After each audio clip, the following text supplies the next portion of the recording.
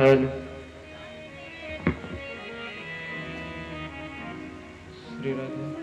जय जय श्री राधे। राधे। श्री राधे। राधे। जय जय श्री राधे। राधे राधे। श्री राधे। जय जय श्री राधे। श्री राधे। जय जय श्री राधे।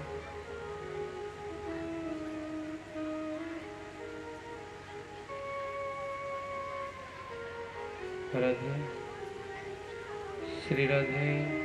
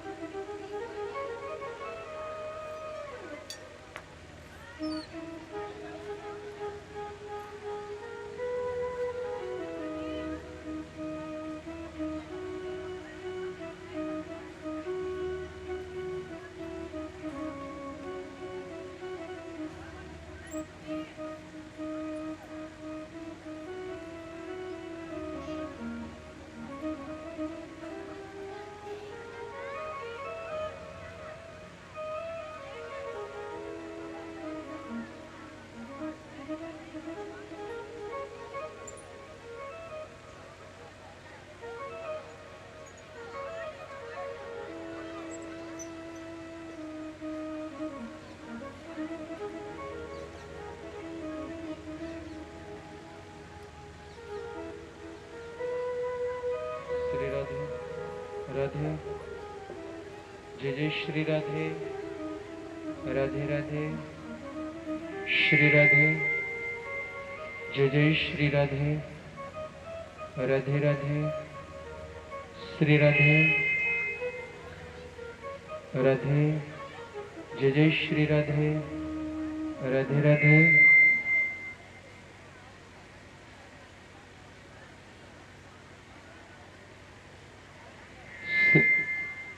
श्री राधे। श्री राधे। राधे। जय जय श्री राधे। राधे राधे। श्री राधे। श्री राधे। जय जय श्री राधे।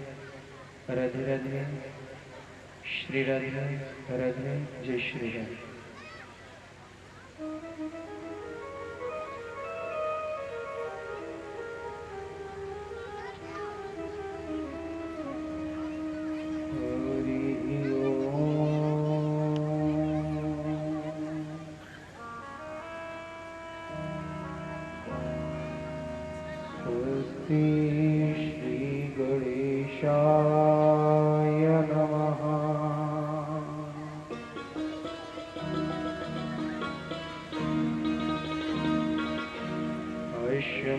गुरुभ्यो नमः।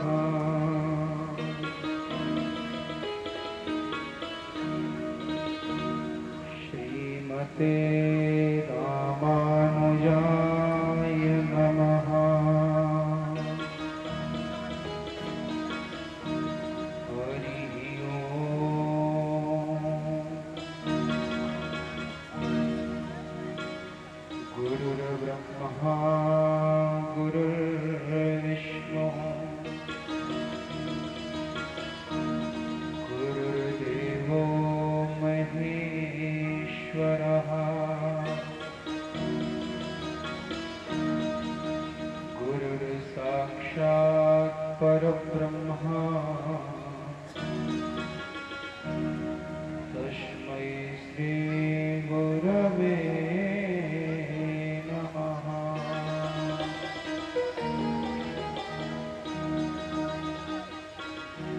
वक्रतुंड महाकाय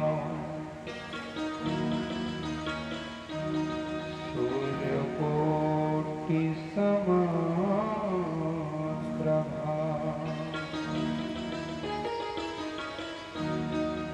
निर्विघ्नं कुरु मे देव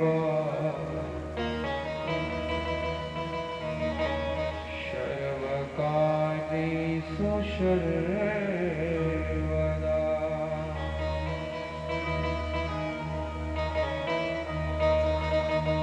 श्री वृंदावन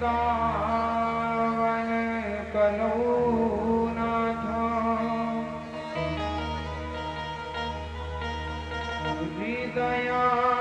हृदयानंद वर्धन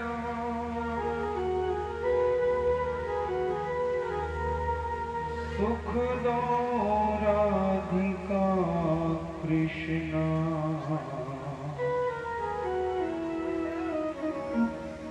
भजे हम कुंज गामिना।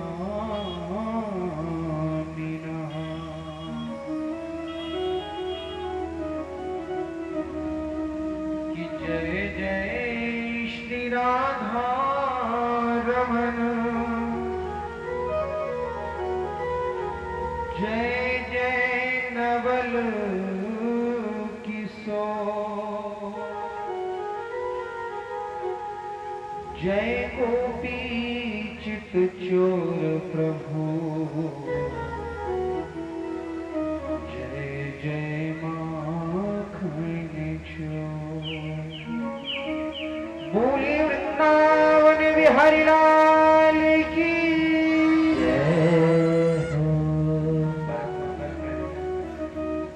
परत्वर अखिलेश्वर अकारण करुणामय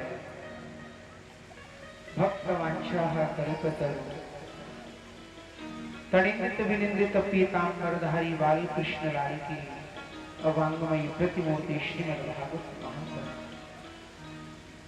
विगत दिवस में हम सभी भक्तगणों ने बड़े भाव से बड़ी श्रद्धा से श्रीमद् भागवत जी के महात्म को श्रवण किया।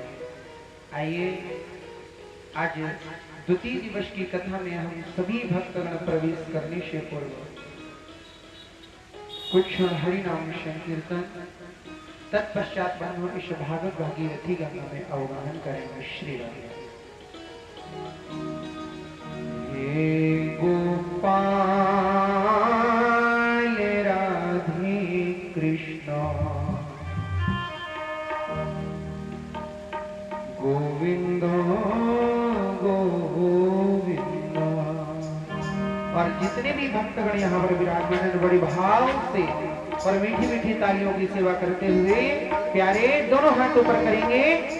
हे गोपाल राधे कृष्णा गोविंद गोविंद गोपाल राधा कृष्ण गोविंद गोविंद गोपाल राधे कृष्ण गोविंद गोविंद गोपाल राधा कृष्ण गोविंद गोविंद कृष्ण गोविंद गोविंद कृष्ण गोविंद गोविंद कृष्ण गोविंद गोविंद कृष्ण गोविंद गोविंद कृष्ण गोविंद गोविंद माधव गोविंद गोविंद कृष्ण गोविंद गोविंद माधव गोविंद गोविंद हरि श्याम राधे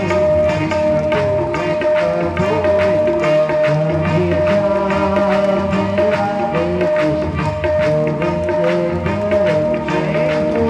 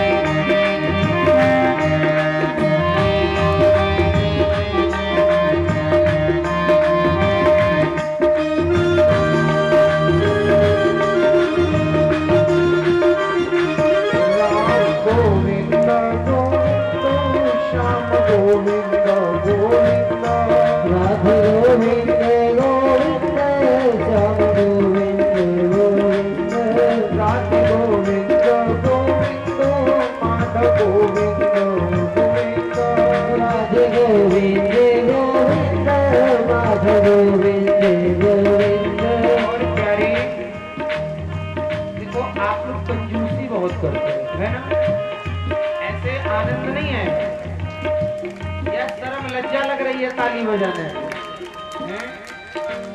किसी ने कहा है कि जीवन में कभी खुशी कभी गम होते हैं। क्या? पीछे वाले ध्यान दें भैया, है ना? ऐसा नहीं करना। अभी 1-1.5 महीना पहले हम कहीं कथा करने गए, है ना? जगह का नाम नहीं बताएंगे। अब हम तो कथा कर रहे हैं और की तो वही बेचारे जवान जो नवयुवक भाई और उनसे ज्यादा जो बुढ़े, है ना, जिनका ये नहीं मालूम कब मर जाएं।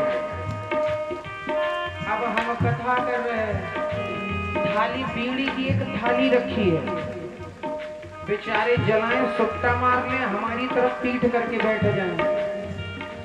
हमने कहा अरे बाबा कथा तो सुनो। तो बोले नहीं प्याज जी आप अपनी कहानी कहो, किस्सा। अरे मैंने कहा कहानी किस्सा नहीं है, ये भगवान की गाथा है। बोले हाँ हाँ आप वही करो। और जब भजन होए तो भजन में पूरा जोर लगा ले, है ना? लेकिन जब कथा तो हमारी तरफ पीठ कर ले। तो हमने कहा भैया हम चले जाएगा? बोले ना ना ना बैठो, बहुत अच्छा लग रहा है। तो ऐसा तो करो मत भाव कि जीवन में कभी खुशी कभी गम होते हैं, है ना? और ताली वही बजाते हैं जिनके बाजुओं में दम होते हैं। आप लोगों के यहाँ तो खूब गाय और भैंस है, खूब दूध दही है। दोनों हाथ भाव से जय हो।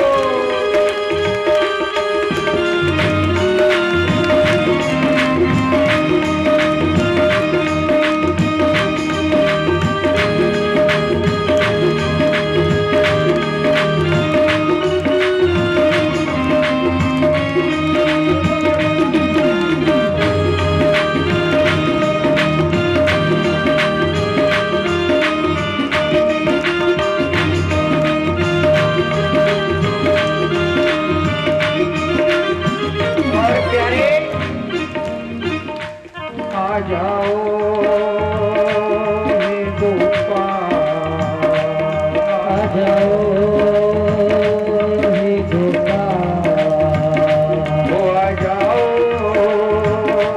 हे गोपाल, आ जाओ हे गोपाल। ऐसे नहीं है, भाव से बुलाएंगे। कितने लोग बुलाना चाहते हैं अपने घर में? ऐसे थोड़ी मिलेंगे, मस्ती में दोनों हाथ। आ जाओ हे गोपाल, आ जाओ हे गोपाल, आओ ना हे नंदला, आओ ना हे नंदला, आओ ना हे गोपाल।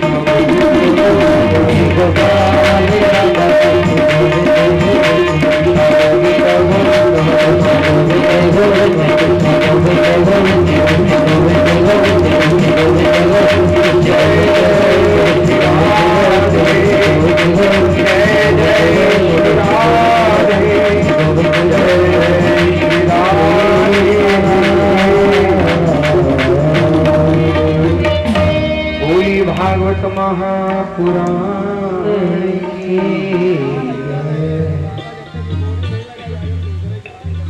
आइए हम सभी भक्तगण इस पतित पावनी गाथा में प्रवेश करें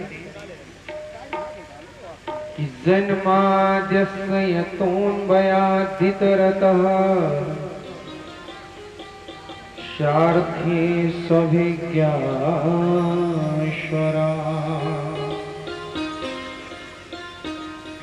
कितेने ब्रह्मदाय आदि कवये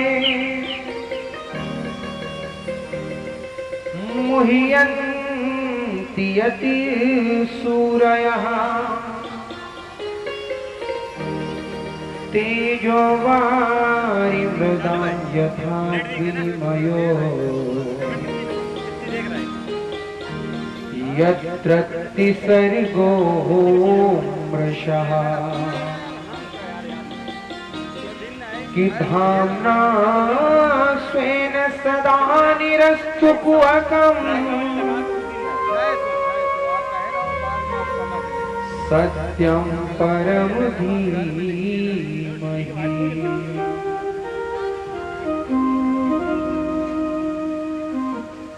कि आदरणीय श्री सूति जी महाराज अब बड़े ही भाव से और श्रद्धा से श्रवण करेंगे, है ना। अब 4 घंटे कोई भी बातचीत नहीं करेंगे, जो भी बात है बाद में करेंगे, है ना। कि आदरणीय श्री सूति जी महाराज 88,000 शौनकादिक ऋषियों से कह रहे हैं, ऋषियों कि जन्मादिश्य यतोन्वयः पितरतश्चार्थे स्वविद्या स्वराट। परमात्मा कैसे हैं, मैंने कल भी आपको बताया था। यतः परमात्मनः अश्व विश्वस्य जन्मादिर भवति। कि परमात्मा को जब जिस वस्तु की आवश्यकता होती है या जिस चीज की उनको कामना होती है या जिस रूप की उनको धारणा होती है, वो तत्काल उसी रूप में परिणित हो जाता है। जैसे परमात्मा एक है, परमात्मा कितने हैं, एक है। वो कौन है, परब्रह्म परमात्मा भगवान श्रीमन नारायण। नारायण के ही राम है, राम के ही कृष्ण है, इन्हीं के स्वरूप क्यों हरि अनंत, हरि कथा अनंत, ये तो अनंत है। तो परमात्मा को जब जैसी आवश्यकता पड़ती है परमात्मा उसी रूप में परिणित हो जाता है। जैसे सृष्टि करना है तो क्या ब्रह्म रूप में आ जाएंगे, पालन करना है विष्णु रूप में आ जाएंगे, संहार करना है शिव रूप में आ जाएंगे।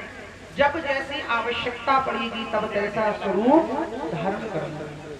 उदाहरण, जैसे एक ही व्यक्ति है, क्या एक ही व्यक्ति है, और एक व्यक्ति यदि दूध का काम करता है तो उसको क्या बोलते हैं, तेज बोलो थोड़ा सा, आवाज नहीं है।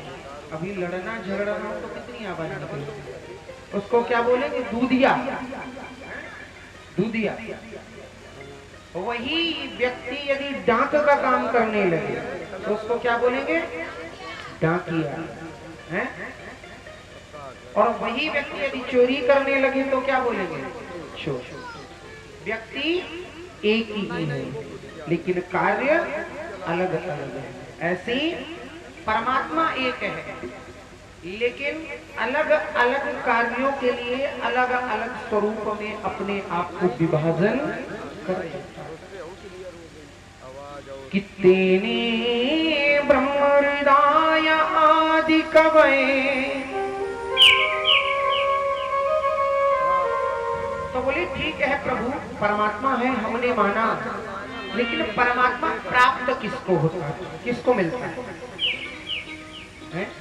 जो ज्यादा भक्ति करता हो या जो ज्यादा पढ़ा लिखा होगा या जो ज्यादा दान करता होगा। बोली परमात्मा जल्दी किसी को नहीं मिलते, क्यों कि तेने ब्रह्म हृदय आदि कवये मुह्यन्ति सूरया, जिसमें जो कि बड़े बड़े देवर्षि, बड़े बड़े ऋषि, आदरणीय ब्रह्मा जी स्वयं उनकी लीलाओं में मोहित हो जाते हैं। अब मोहित कैसे होते हैं कि तेजो वारि मृदाम यथा विनिमयो यत्र तिसर्गो मृषः। बड़े ध्यान से सुनना, एक एक एक एक शब्द का आप लोगों को अर्थ बता रहा हूं, है ना? एक एक श्लोक की एक एक शब्द का अर्थ बता रहा हूं। तो बोले परमात्मा मोहित कैसे करते हैं? बोले तेजो वारी मृदाम यथा विनिमय। वारी मृदाम क्या होता है? बालू। बालू जो होती है रेत, इसको वारी मृदाम।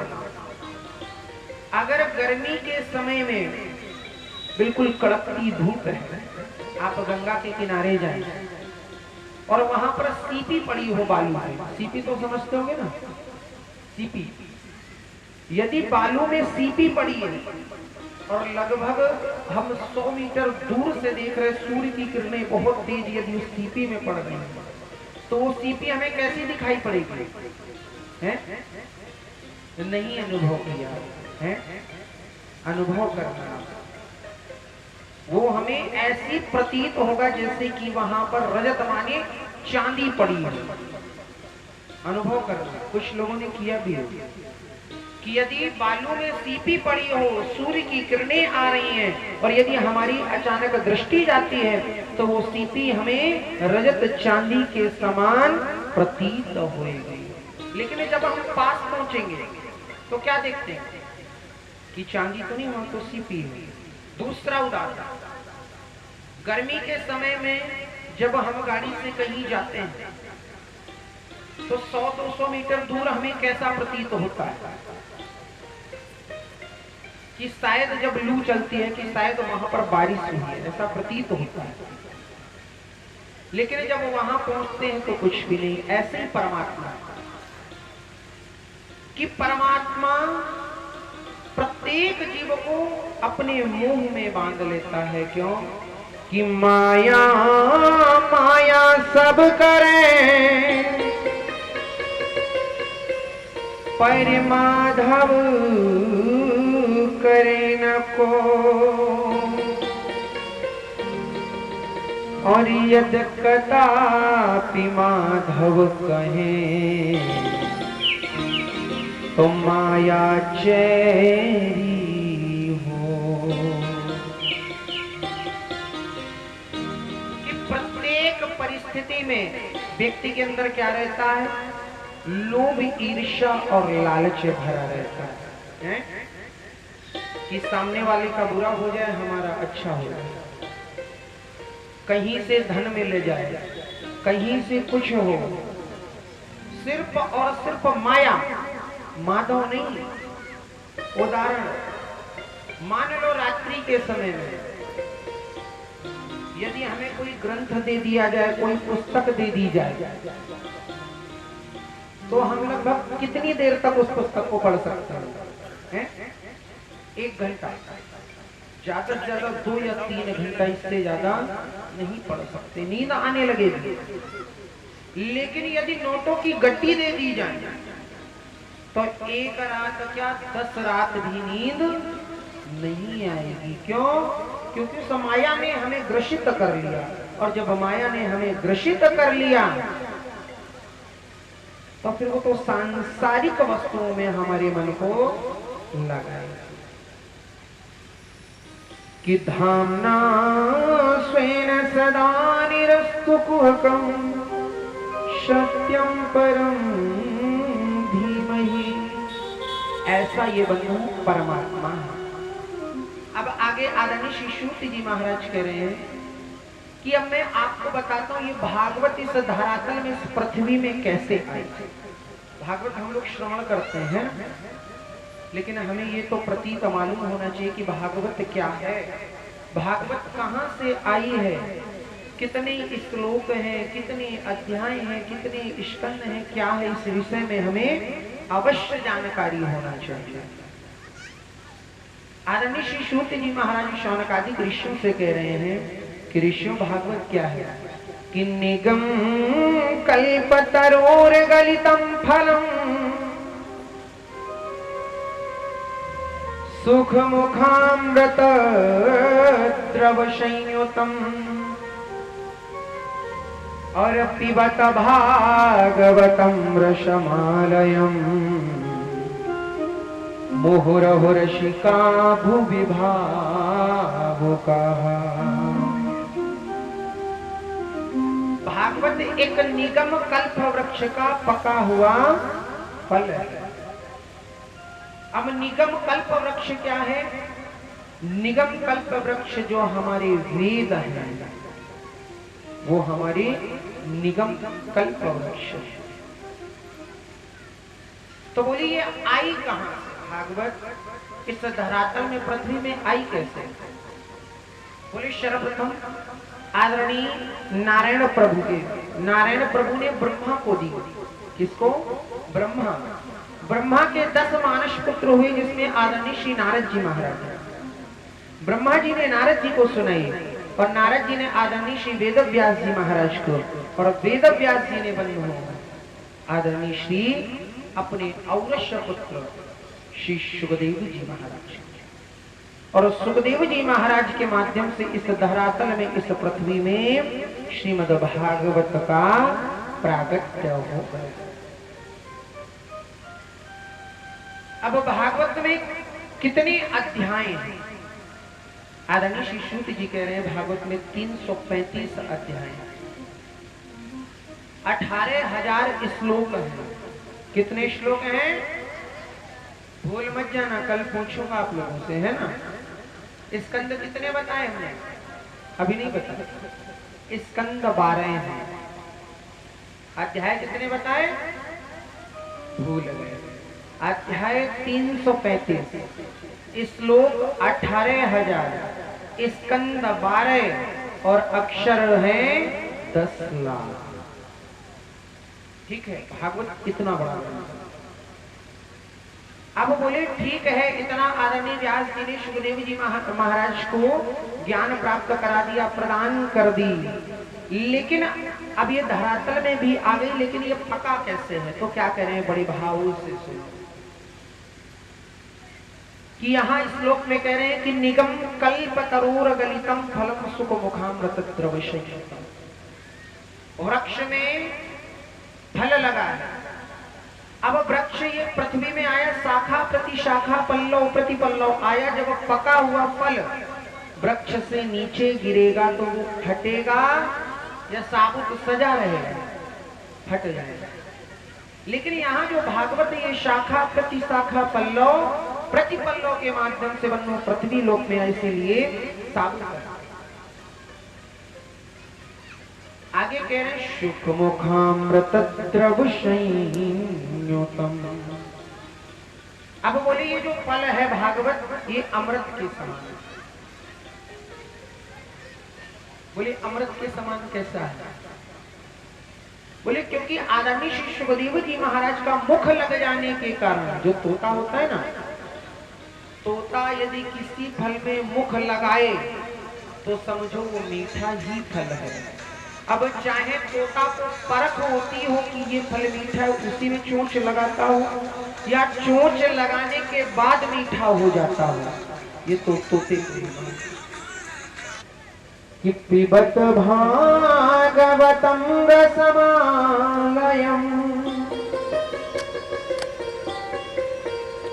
अब यहाँ पर भागवत को क्या कहा है? थोड़ा सा गौर से ध्यान से सुनो, है ना, समझने वाली बात है। भागवत हम लोग श्रवण करते हैं या पीते हैं? क्या करते हैं? श्रवण करते हैं, है ना, सुनते हैं। लेकिन आदरणीय श्री व्यास जी महाराज लिख रहे हैं यहाँ पर कि पिबत भागवतम रसमालयम, कि भागवत को पीना नहीं है, भागवत को श्रवण नहीं करना, भागवत को क्या करना है? पीना है। तो बोले भागवत की कथा तो श्रवण की जाती है, पी नहीं जाती है। तो बड़ा एक सुंदर दृष्टांत तो सुनाया। क्या? कि एक बड़े ही बहुत सत्संगी एक सेठ जी महाराज थे। अब जब सेठ जी थे तो मन में भाव आया कि चलो एक ठाकुर जी की एक मूर्ति को लेकर के अपने घर में स्थापित करते हैं और उसकी पूजा अर्चना करना हम प्रारंभ करेंगे। बेचारे सेठ जी महाराज बाजार में पहुंचे, मूर्तियों के रेट ले रहे हैं, तो एक ही 2 मूर्ति रखी है, एक ही देवता की है। एक ही आकार है, एक इतना वजन है, एक ही जैसा पूरा सांचा है। सेठ जी ने मूर्ति के दाम पूछे, भैया ये कितने की है और ये कितने की है? तो एक ही जैसी मूर्तियों के जो दुकानदार बोला, भैया ये तो 100 रुपए की है और ये 1000 की है। बोले ऐसा अंतर क्या है मूर्ति में? बोले अंतर तो आप अपने आप पहचानो। बेचारे सेठ जी परेशान, क्या करें क्या ना करें। उधर से एक बहुत बड़ी सत्संगी ऋषि आए। सत्संगी ऋषि ने जैसे ही बनी हो वहां पर देखा, अरे यहाँ तो बड़ी भीड़ है। पूछा क्या बात है? बताया महाराज एक जैसी ही मूर्ति है। कोई तो बता रहे हैं एक मूर्ति के 100 रुपए, एक मूर्ति के 1000 रुपए। बताओ ऐसा इन मूर्तियों में क्या फर्क है? ऋषि ने बनी हुई एक सूत ली, गीले हाथों से बटी, एक मूर्ति के कान में डाली तो दूसरी तरफ से निकल गई। बोली ये मूर्ति तो 100 रुपए की है। दूसरी मूर्ति के कान में जैसे ही डाला तो बनो पेट में एक बहुत बड़ा छिद्र था, वो सूतली सीधे पेट में चली गई। बोली ये 1000 रुपए की। बोले ऐसा क्या? बोले क्योंकि जब एक कान से सुन के दूसरे कान से निकाल दे वो तो हो गया सुनना, और एक कान से सुनकर अंतःकरण में प्रविष्ट कर लेना ये हो गया पीना। इसीलिए यहाँ पर आदरणीय श्री सूत जी महाराज शौनकादि ऋषियों से कह रहे हैं भागवत श्रवण नहीं करना, भागवत को पीना है। कि पिबत भागवतम रसमालया मुहुरो रसिका भूमि भाव कहा। इधर आगे आदरणीय श्री सुखदेव जी महाराज कह रहे हैं, राजन अब मैं भगवान सुखदेव के अवतरण की कथा आपको श्रवण कराता हूं। एक बार आदरणीय श्री नारद जी महाराज के मन में भाव आया कि ब्रह्मा ब्रह्माणी में मैं झगड़ा करा ही चुका हूं, भगवान लक्ष्मी नारायण में भी झगड़ा करा चुका हूं, लेकिन अभी तक माता पार्वती और भगवान भोलेनाथ में अभी तक हमने झगड़ा नहीं करा। क्यों? क्योंकि जब तक झगड़ा नहीं होगा तब तक शायद इस धरातल में आदरणीय श्री सुखदेव जी महाराज का प्राकट्य ना हो। आज सीधे कैलाश पर्वत पर देवर्षि नारद पहुंचे। जब देवर्षि नारद कैलाश पर्वत पर पहुंचे तो भोलेनाथ ने देखा, अरे देवर्षि तो आश्रम में जा रहे हैं। तो बंधु देवर्षि जैसे ही भगवान भोलेनाथ के पहुंचे, भोलेनाथ को साष्टांग प्रणाम किया। प्रणाम करने के पश्चात कह रहे हैं, बाबा आप कहाँ जा रहे हैं? बोले हम तो तपस्या करने जा रहे हैं, आश्रम में जाइए, माता जी हैं, माता जी से भी भेंट कर लो। नारद जी महाराज माता जी के पास पहुंचे। जैसे बंधु मैया ने देखा तुरंत नारद जी का स्वागत सत्कार किया। माता पार्वती को नारद जी ने प्रणाम किया। प्रणाम करने के पश्चात में जलपान किया। अब नारद जी ने जलपान करने के बाद कह रहे हैं, मैया एक बात आपसे कहूं। बोले आपने जो हमें ये लड्डू खिलाए ना, इनसे अत्यधिक स्वाद माता अनुसुईया के लड्डुओं में था, मोदकों में। बोले ऐसा क्या है? क्यों? क्योंकि स्त्री की प्रशंसा कभी भी नहीं सुन सकती है। ये मैं नहीं कह रहा हूं, ये आदरणीय गोस्वामी संत तुलसीदास जी ने मानस में लिखा है कि नारी कभी नारी की प्रशंसा नहीं सुन सकती है। क्योंकि जिस समय आदरणीय माता जानकी का स्वयंवर हो रहा है, माता जानकी बड़ी सज धज कर तैयार होकर जा रही है, तो आज माता सुनैना ने मन में विचार किया कि हमारी लाडली गुड़िया जो है कितनी सुंदर लग रही है। तो जनकपुर की बंधुओं जो नारियां सखियां थी वो क्या कह रही हैं? अरे जानकी ते अच्छी तो हम लग रही है, क्यों? जानकी हमसे थोड़ी अच्छी लग रही। उसी समय आदरणीय तुलसीदास जी कह रहे हैं, मोहे न नारी नारी को रूपा, स्त्री को कभी स्त्री दूसरी अच्छी नहीं लग सकती है और ना ही वो प्रशंसा सुन सकती है। ये चाहे स्त्रियों की अच्छाई समझ लो और चाहे बुराई समझ लो, है ना, माफ कर लो, है ना। तो ऐसे ही जब माता पार्वती से नारद जी ने कहा तो बोली अरे ऐसा क्या है? बोले शायद उनका जो गृहस्थ जीवन है बहुत प्यार से चल रहा होगा, सुचारू ढंग से चल रहा होगा। तो पार्वती जी बोली नहीं, खबरदार, हमारे पति देवता हमसे बहुत प्यार करते हैं।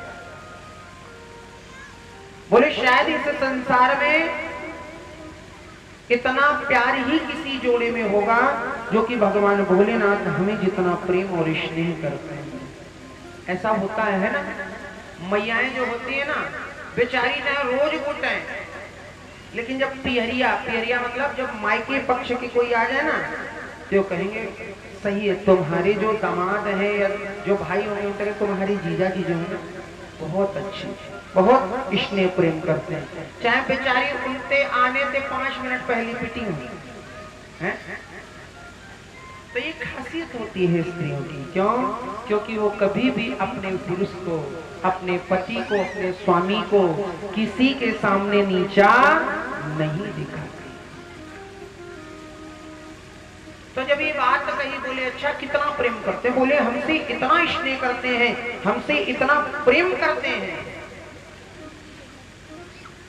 कि आज तक उन्होंने हमसे कोई भी बात या कोई भी वस्तु आज तक नहीं छिपाई है। बोले अच्छा।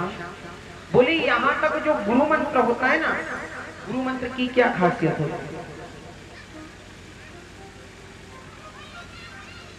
कि गोपनीयम गोपनीयम गोपनीयम प्रयत्नतः।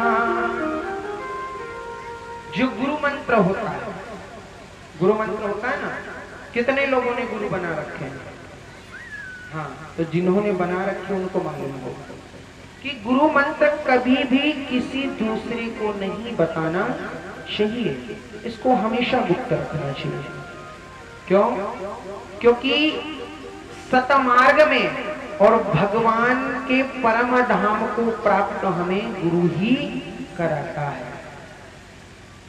गु मतलब अंधकार, रू मतलब प्रकाश, जो हमें अंधकार से प्रकाश की ओर ले जाए वही सच्चा गुरु होता है।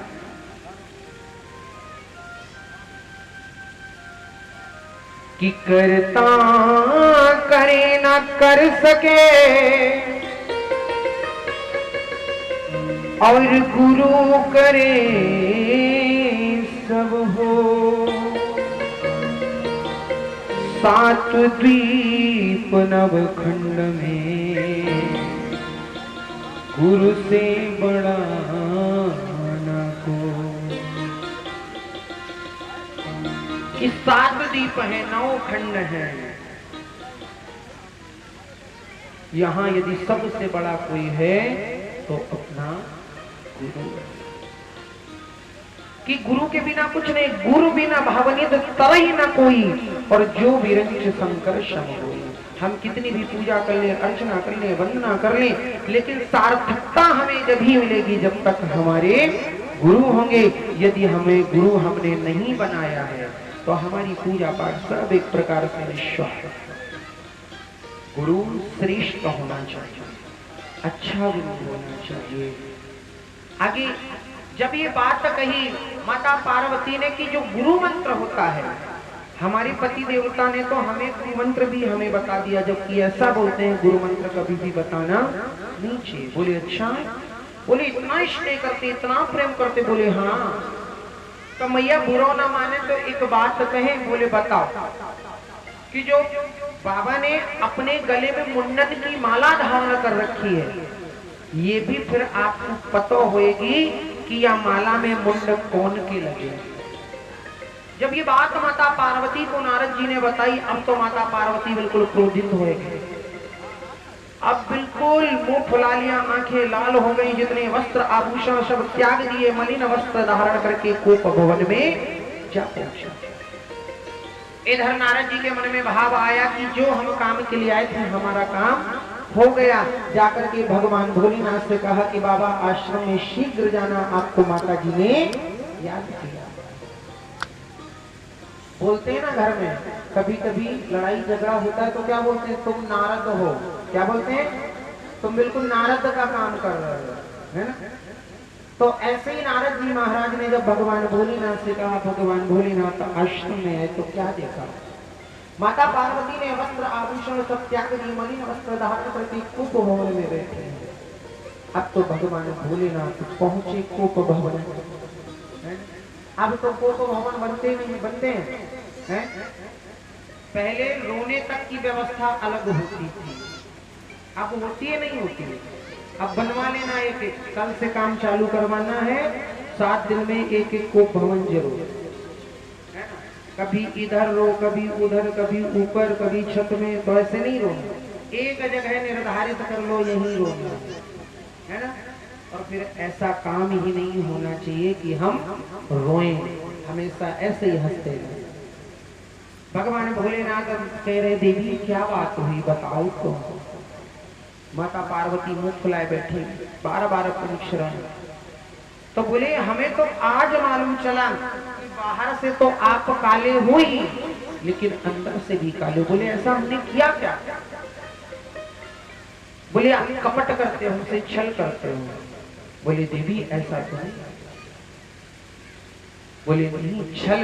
जब भगवान भोलेनाथ से माता पार्वती ने कहा कि आप छल करते हो, भगवान भोलेनाथ के नेत्रों से अश्रु गिरने लगे कि देवी आज तक मैंने तुमसे कभी भी छल नहीं किया। तो बोले, यदि छल नहीं किया तो बताइए ये गले में जो मुंड माला है, इसमें मुंड किसके लगे? भगवान भोलेनाथ रुदन करने लगे और बोले, देवी यदि हमारे और आपके प्रेम का, प्यार का यदि कोई प्रतीक है तो ये मुन्नों की माला है। मैं आपको कितना स्नेह, कितना प्रेम करता हूँ, ये मुंड माला गवाह के रूप में है। आपने हमारे जीवन काल में इतने बार शरीर त्याग दिया।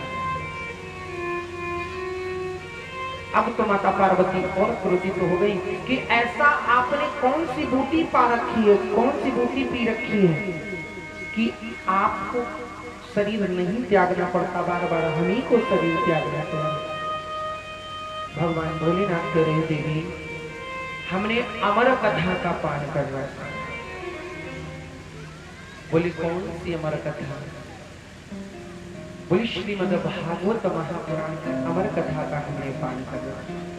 अब तो माता पार्वती पीछे पड़ गई कि उस अमर कथा को हमें भी श्रवण कर। अब भगवान भोलेनाथ